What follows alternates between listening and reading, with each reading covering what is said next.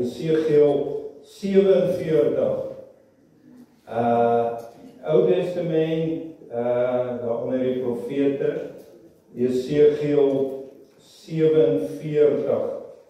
En ons gaan lees vanaf vers 1 tot en met vers 9. As jy dan die Bybel het, die plek het, Jesegiel 37 vanaf vers 1.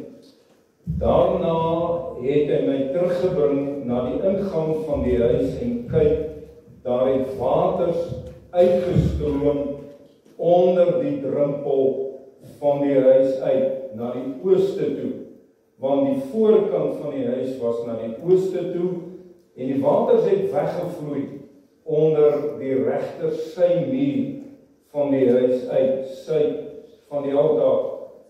En hy het my uitgebring deur die noordpoort en my buitekant om laat gaan na die buitenste poort wat na die ooste kyk, en kyk, die waters het gekabbel uit die regter symuur uit. Toe die man na die ooste uitgegaan het met 'n meetsnoer in sy hand, het hy 1000 el gemeet en het my deur die water laat deurgaan, waters tot aan die enkels. Toe het hy my nog 1000 gemeet en my deur die waters laat deurgaan, waters tot aan die knieë. En hy het nog 1000 gemeet en my laat deurgaan, waters tot aan die heupe. Verder het hy nog 1000 gemeet, 'n stroom wat ek nie kon deurgaan nie, want die waters het opgereis. Waters om in te swem, 'n stroom waar 'n mens nie deur kan loop nie. En hy het vir my gesê, het jy dit gesien, mensekind? Toe het hy my weer terug laat loop aan die kant van die stroom, terwyl ek teruggaan, kyk, toe het ek aan die kant van die stroom 'n menigte bome gesien aan al twee kante. En hy het vir my gesê, hierdie waters vloei weg na die oostelike landstreek en loop in die vlakte af en gaan na die see. In die see word dit uitgelei sodat die waters daarvan gesond kan word. En al die lewende wesens wat wemel oral waar die dubbele stroom kom, sal lewe en daar sal 'n menigte visse wees, omdat hierdie waters daarheen gekom het en die waters sal gesond word en alles sal lewe waar die stroom kom. Nou, ons teksvers in hierdie oggend is vers 9 van ons geleesde gedeelte en net die laaste gedeelte daarvan wat sê, en alles sal lewe waar die stroom kom. Nou, voordat ons regtig by die boodskap gaan kom, gaan ek inleiding vir u terugneem 'n paar hoofstukke, hoofstuk 37 en 38, gee Jesegiel vir ons 'n beskrywing van die oorlog van Gog en Magog. En dan gee hy ook daar 'n beskrywing van die lande wat deel gaan wees in hierdie geweldige groot weermag wat gaan opruk teen Israel, en hy noem die land van Rusland, en hy noem Iran, en hy noem Turkye, en hy noem Sudan, en hy noem Libië. Wanneer ons die Bybel gaan lees, is daar ander name wat in die antieke tyd genoem was, maar wanneer jy na 'n antieke kaart gaan, dan sien jy, as jy weer kyk, dan sien jy dit is hierdie lande wat heiliglik rolspelers is. Dit is hierdie lande wat absoluut gereed is om Israel aan te val. Hulle kan nie wag nie. En nou, hoekom noem ek dit vir u? Jy weet, ek glo, ons leef in die laaste van die laaste. Ek glo dat ons elke dag eintlik vir mekaar moet sê, Jesus gaan kom. En dit is hoekom ek dit vir u wil sê. Paulus skryf ook, hy sê, omdat ons die tydsomstandighede ken. Die Here wil hê dat ons na die tydsomstandighede kyk en dat ons vir mekaar sal sê, Jesus gaan kom. Jy weet, as daar een ding is wat die vyand baie van hou, is dat wanneer ons die wederkoms van Jesus sal verswyg. Want as ons dit verswyg, gaan mense nie gereed wees nie en sal hulle nie saam kan gaan wanneer Jesus kom nie. En daarom dat ek glo dat ons werklik dit ernstig moet opneem. Jy weet nou, die goeie nuus is, of laat ek dit net klaar maak, wanneer hierdie weermag na Israel toe aankom, dit gaan letterlik miljoene wees, 'n geweldige leermag. Sal hulle nie self kan weerstand bied nie. Die Bybel sê, God self gaan in hierdie oorlog betrokke raak. Uit die hemel met engele, met vuur en swaal en haal en reën en alles wat daarmee saamgaan. En hierdie weermag gaan feitelik totaal uitgewis word. Nou, die goeie nuus is dat ons gaan nie deel wees van dit nie, want die wegraping gaan plaasvind voordat hierdie geweldige oorlog gaan gebeur, want dit gaan gebeur in die 7 jaar groot verdrukking.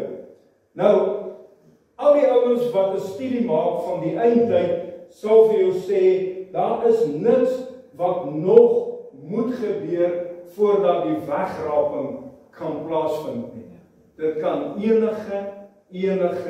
enige oomblik wees. Jy weet, en daarom dat ek die erns in my hart voel, om net hierdie met u te deel, in lyding, dat ons werklik gereed kan wees. Jy weet dan, in Openbaring 22, die laaste hoofstuk van die Bybel, sê Jesus 3 keer, ek kom gou. Nou jy weet, al die plekke in die Bybel waar dit herhaal word, dan wil die Here vir ons sê, dis ernstig, slaan af. En hier word dit 3 keer vir ons genoem. Nou ek wil dit vinnig vir u noem. In geval, u dalk nou glo, maar ek is nie heeltemal korrek nie. Openbaring 22 vers 7 sê Jesus, kyk, ek kom gou. Dan verder, vers 12, en kyk, ek kom gou. Dan vers 20, hy wil dit getyd sê, ja, ek kom gou. Jy weet van verlede Sondag, na hierdie Sondag het 'n week verby gegaan. Die vraag is, hoe het ons hierdie week geleef? Het ons werklik erns gemaak om die Here te soek, nader aan te kom, of is dit maar net 'n week wat maar weer verby gegaan het? Maar die feit van die saak is, dit is 'n week nader aan Jesus se wederkoms. Jy weet, en so gaan die weke verby, maar dan gaan 'n week kom, wat jy moontlik nie weet, dat die kerk gaan uitkom, die wegraping gaan plaasvind, die Sondag, die deur nie oopgesluit word nie, en die mense gaan wonder, nou, hoekom wil die mense nie meer kerk toe kom nie? En ek wil glo, en ek wil hoop, en ek wil vertrou, dat elkeen van ons met die wegraping gereed en reg sal wees om saam met Jesus te kan gaan. Prys die Here en mag die Here elke oggend as jy wakker word, hierdie besef laat by jou laat kom. Maar vandag kan die besef blaas en is ek en u gereed. Nou dan van daar af die volgende paar hoofstukke tot by net voor hoofstuk 47 is daar vir ons 'n beskrywing van die nuwe tempel. En daar's baie afmetings en baie dinge wat daar vir ons genoem word. Maar dan in hoofstuk 47 kry ons 'n openbaring en 'n beskrywing van 'n stroom water wat onderdeur hierdie tempel uitvloei. Nou, die Bybel sê vir ons, daar is 'n man by die profeet Jesegiel, en wie hierdie man is, weet ons nie regtig nie, dit word nie vir ons gesê nie, dit mag 'n engel wees, dit mag Jesus self wees, wat in hierdie openbaring aan Jesegiel verskyn daar. Nou, hierdie man meer 1000 el. En dan moet Jesegiel deur die water gaan, en dit is water tot aan sy enkels. En dan meet hy weer 1000, dan is dit water tot by die knie, en dan meet hy weer 1000 water tot by die heupe. En dan weer 'n keer 1000 el, en dan is dit water te diep om te kan loop, en dan moet jy swem. Water om in te swem. En dan sê hierdie gedeelte ook vir ons dat hierdie waters is waters van lewe. Nou, in hierdie oggend wil hierdie gebeure wat vir ons beskryf word, vir ons eintlik net hierdie vraag vra. Hoe ver is jy bereid om te gaan in jou belewenis en jou ervaring met Jesus en met die Heilige Gees? Is jy dalk net bereid om enkel diepte in hierdie water in te gaan en jou oor te gee aan die Heilige Gees? En dan word jy bang, en dan word jy huiwerig, en dan trek jy terug. Sê nou maar net, mense sê, jy dweep met jou godsdienst. Jy weet hoe maklik mense met dit na vore kan kom. Hy of sy is dweeperig. Of moontlik is jy bang. Jy gaan van jou vriende verloor. Jy wil graag dieper gaan, maar jy kom nie so ver as om net enkel diepte in hierdie water te gaan. En dan is daar ander, hulle stap tot by hulle knieë in die water, en dan hou hulle ook op. Dit is hulle wat met verskonings kom. En dit klink so bekend baie keer. Jy weet, ek is so besig. Ek kry nie kans om te bid nie, ek kry nie kans om my Bybel te lees nie, ek is te besig om dit en dat by die kerk te doen, ek is te besig om kerk toe te kom. En hierdie mense, omdat hulle nie geestelik groei nie, is daar nie geestelike krag nie, en hulle is te moeg, hulle is te kragteloos om dieper te kan instap. En dan is daar die mense wat hier diepte in die water instap. En dis hulle wat ervaar het, maar is lekker om die Here te dien. Nee, hulle het gesmaak en sien, dis lekker om die Here te dien en dit trek hulle. Maar aan die ander kant is daar ook ongelukkig nog die lekker van die wêreld en die sonde. En dit trek hulle ook. So die lekker van Jesus in sy water, die lekker van die wêreld, en hulle kan ook nie dieper ingaan in hierdie stroom nie. En dan is daar vierdens hierdie groep wat hulle self oorgee en hulle swem in die water, in die stroom. En dit is hulle wat 'n besluit geneem het om alles vir die Here te gee, 'n volle oorgawe te maak. Dis hulle wat besluit het, ek gaan die Here dien, kom wat wil, kom wat die prys is, kom wat wil, wat die opoffering is wat ek moet maak. Ek gaan die Here dien met alles wat binne in my is. Dit is hulle wat nie omgee, wat mense sê of dink of doen nie. Dis nie vir hulle saak nie, want hulle fokus is op Jesus en hulle gaan aan. Dit is hulle wat geleer het wat dit uit is om die tyd uit te koop. Hulle is ook besig, maar hulle koop die tyd uit om te bid, stilte tyd te hou en 'n pad met die Here te loop. Dit is hulle wat geleer het om hulle prioriteite reg te stel. Weet jy kan hoe besig wees. Moenie vir my sê jy kan nie jou prioriteite regstel nie. Jesus nommer 1 in jou lewe, jou afsondering, jou gebed saam met hom. Jy weet, dit is hierdie mense wat hulle afhanklikheid van die Heilige Gees besef. Dit is hulle wat hulle nie besig hou met die stories van mense nie, maar hulle het Jesus hulle storie gemaak. Wil jy hoor wat ek in hierdie oggend sê? Maak Jesus jou storie. As Jesus werklik jou storie geword het, dan kan jy na mense toe gaan en vir hulle sê, Jesus het my gered, hy kan jou ook red.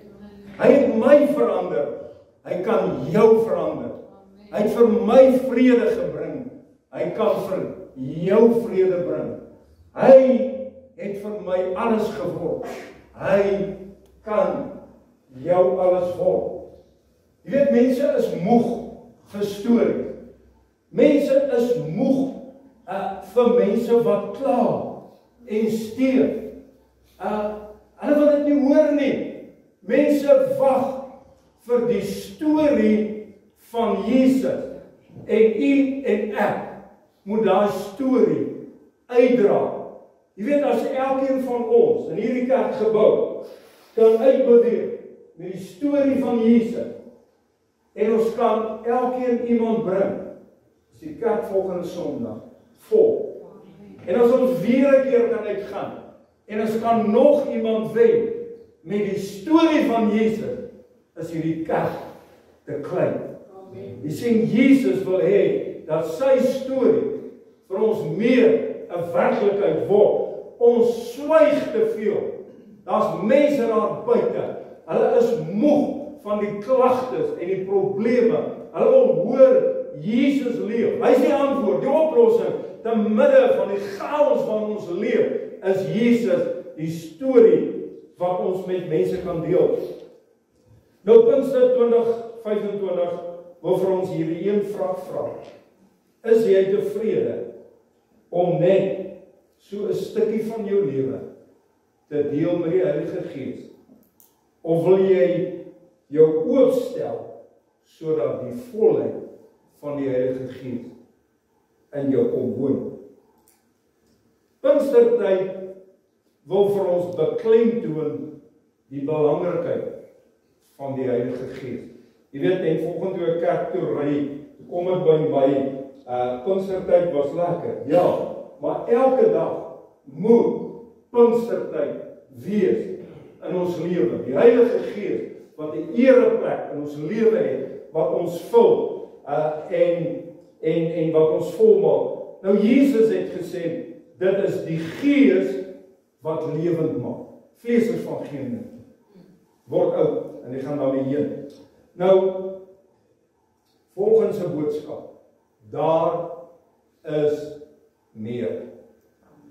Wil ons elkeen meer hê? Of is ons maar tevrede?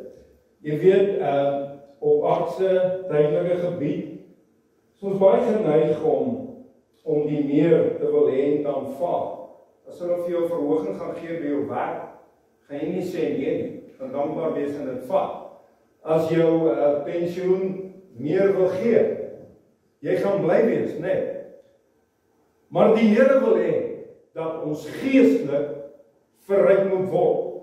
Nou Openbaring 3 vers 17 en 18 sê die Here, maar jy sê, jy is ryk en jy het verryk geword en jy het aan niks gebrek nie.